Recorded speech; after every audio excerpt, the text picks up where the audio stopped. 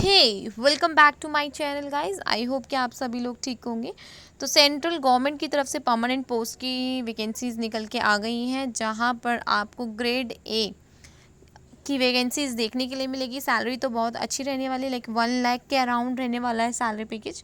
सो assistants की हैं तो बहुत अच्छी रिक्रूटमेंट निकल के आ रही है, जो कि ग्रेड ए के लेवल पे निकल के आ रही है। और सबसे अच्छी बात यह है कि कोई भी कैंडिडेट किसी भी स्टेट, तो देखिए गाइज, ये है इनका डिटेल नोटिफिकेशन जो कि लिखा हुआ है person fund regulatory and development authority की तरफ से निकल के आ रही है। Recruitment for officer, assistant officer grade A की निकल के आ रही है, असिस्टेंट मैनेजर की। तो ये देख लीजिए, यहाँ पे लिखा हुआ है general and financial account and information technology research, legal and official language, Rajya Sabha streams. तो ये देखिए आप सभी के अंडर जो लिखा हुआ है ऊपर, पेंशन निधि विनियामक एंड विकास प्राधिकरण की तरफ से यहाँ पे रिक्रूटमेंट निकल के आ रही है। Pension fund regulatory and the development authority in statutory regular body in these post, like आप देख सकते हैं यहाँ पे online application and payment of fee 15 तारीख को है, 15 से 7 तारीख तक का है। एप्लीकेशन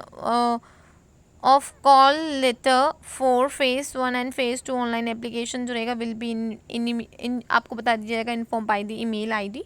सो फेज़ 1 के लिए लिखा हुआ will be intimate on the website, ये लिखा हुआ है, और सेकंड का भी वहाँ पे दिया हुआ था। अब देखते हैं वैकेंसी।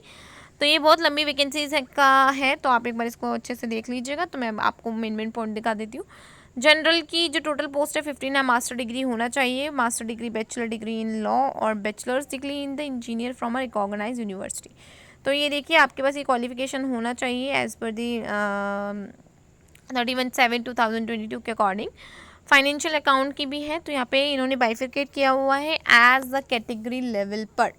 तो एज अ कैटेगरी आपके हिसाब से यहाँ पे वैकेंसी रखी हुई है। तो यहाँ पे जो क्वालिफिकेशन है वो तो सभी के लिए सेम होगी, तो एक बार आप क्वालिफिकेशन अच्छे से देख लीजिएगा। आपके पास एमए होना चाहिए और प्लस में ACS या FCS फ्रॉम द ICI और ACME की तरफ से हो तो वो भी बहुत अच्छा है। तो ये देख लीजिए रिक्रूटमेंट आपके पोस्ट के अकॉर्डिंग बताया गया है। यहाँ पे फाइनेंशियल एंड अकाउंट्स की बात करते हैं तो graduation from a recognise university 2 vacancy निकल के आ रही है। ACA होना चाहिए, FCA होना चाहिए फ्रॉम दी ICI और दी जो भी आपके यहाँ पे इंस्टीट्यूट्स के नाम लिखे हुए हैं, लाइक ICMI जो भी है आपका।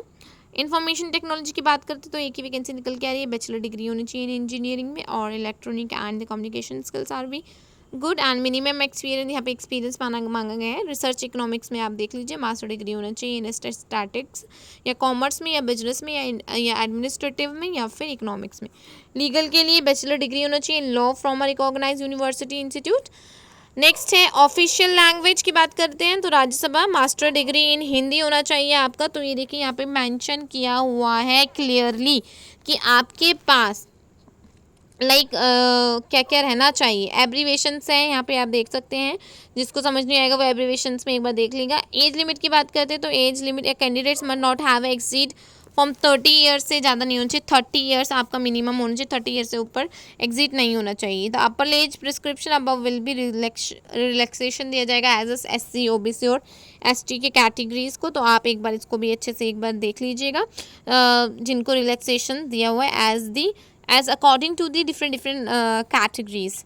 तो ये देख लीजिए, अब एज आपका 30 से ज़्यादा नहीं रहना चाहिए। Pension fund regulatory and development authority में जो ये वैकेंसीज निकल के आ रही है, इन्होंने 30 एज बोला है मैक्सिमम। तो ये देखिए schedule tribe if the post are they reserve for. तो इसका ये बहुत बड़ा नोटिफिकेशन है, बहुत सारे पेजेस का है, तो मैं मेन पॉइंट आपको क्लियर करके बता देती हूँ जो जो आपका रहता है इम्पॉर्टेंट है। तो ये देखिए मोड ऑफ सिलेक्शन शिल बी 3 स्टेजेस में रहने वाला है, फेज़ 1 2 3। स्क्रीनिंग टेस्ट होगा पहले तो आपका, फिर सेकंड वाले में ऑनलाइन एग्जामिनेशन कंसिस्टिंग 2 पेपर्स होंगे, फिर उसके बाद आपका इंटरव्यू रहेगा। तो ये देख लीजिए, आप एक बार अच्छे से इसको पढ़ लीजिएगा। पे स्केल भी बहुत बेस्ट रहने वाला है, जैसे कि आपने स्क्रीन पे थंबनेल में ही देख लिया होगा। तो the successful candidate recruit for the post of officer a assistant manager के लिए, तो फिर shall undergo prohibition for 1 year. The candidates confirm to services of the subject to their affirmation.